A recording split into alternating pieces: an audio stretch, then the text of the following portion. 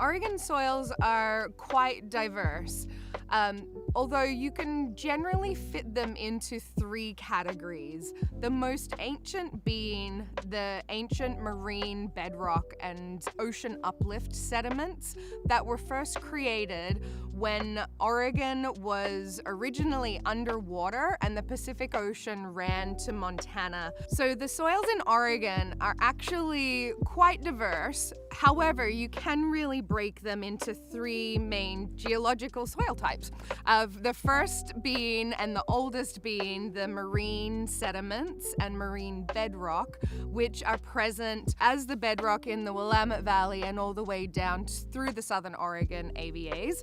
And that is really formed from ocean uplift, from when Oregon was under the sea, under the Pacific Ocean, and the Juan de Fuca and North American plates collided together, bringing up Oregon out of the ocean and exposing all of those marine sediment soils and becoming the terra firma. After that, we had the cascades and the volcanic eruptions that really brought our second main soil series, which are really most prevalent in the Willamette Valley and upper part of the Umpqua Valley. So the volcanic soils are really created by cascade eruptions and other coastal eruptions that spewed lava across the marine sediments, and so we now have this layering of soils. The volcanic sediments are much deeper in the northern part of the Willamette Valley, from the Columbia Gorge AVA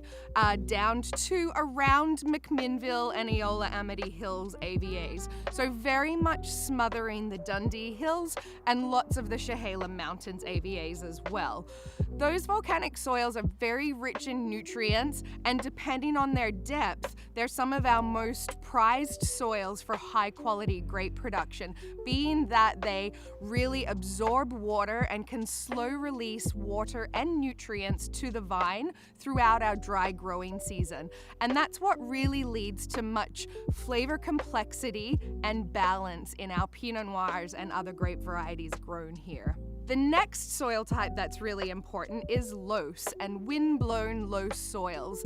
These are volcanics that have been wind-blown down the Columbia Gorge and onto the northern Willamette Valley. So these wind-blown loess soils are very fine and they are very nutrient poor. So the vines really have to dig quite deep to get through those loess soils into the volcanic soils below to access nutrients and water holding ability. Those loess soils, however, contain some of our oldest vines to date, simply because the vine louse phylloxera doesn't like to live in those soils, being that they're very fine like talcum powder. And the vine louse doesn't want to reside in those soils, so we have very long-lived old vines in those soils. And those are particularly present in the Tualatin Hills AVA and the Chehalem Mountains AVA. Those soils also tend to give very fine graphite-like tannins to the wines and really bright fruit flavors as well.